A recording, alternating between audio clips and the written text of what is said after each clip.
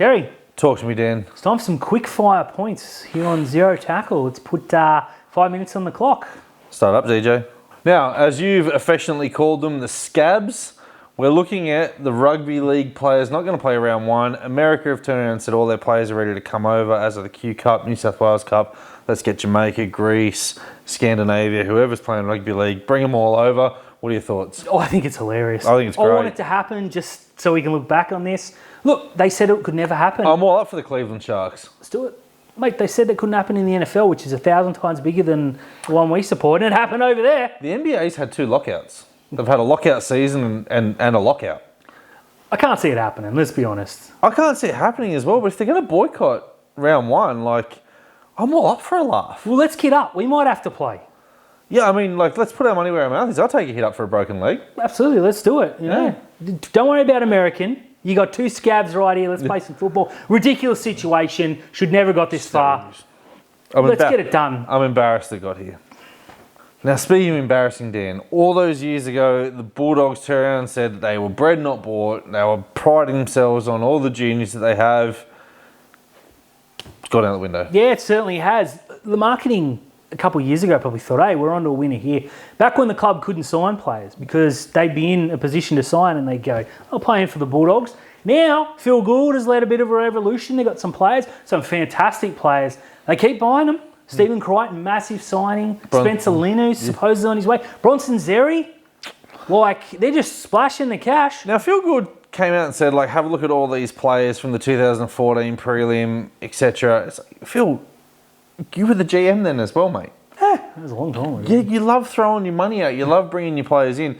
Yes, the foresight for having the juniors, 8 years later or whatever, you're a genius. But, mate, the Dogs don't have that. Penrith have the best nursery going around. Everyone buys players. I got no problem with it.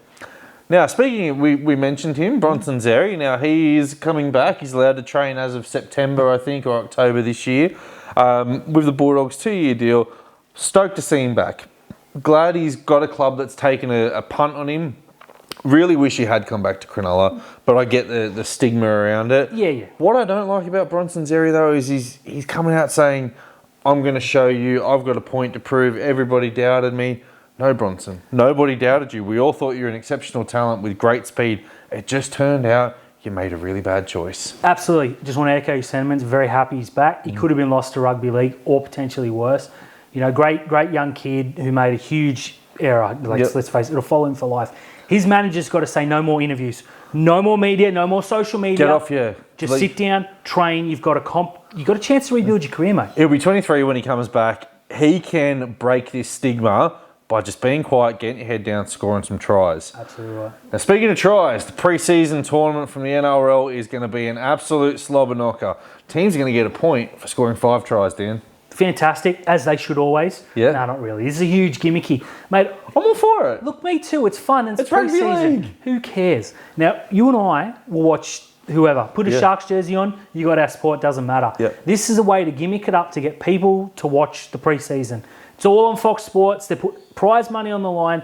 I like it. I think it's ridiculous. I never want these rules to see the light of day in the proper competition. Yeah. But for what it is, whatever, it's fun. 1 point for 5 tries, 1 point for 5 line breaks, 1 point for 10 offloads. It is just an absolute gimmick. Bring back the shark mouth jersey for this. Bring back all the team's terrible jerseys that you've got in here. Bring back the Auckland Nines. Yeah, please, the Nines. No more pre-season. Nines. If you're going to do it right. Give us the Nines. Put the New South Wales Cup teams wherever. Nines. Both.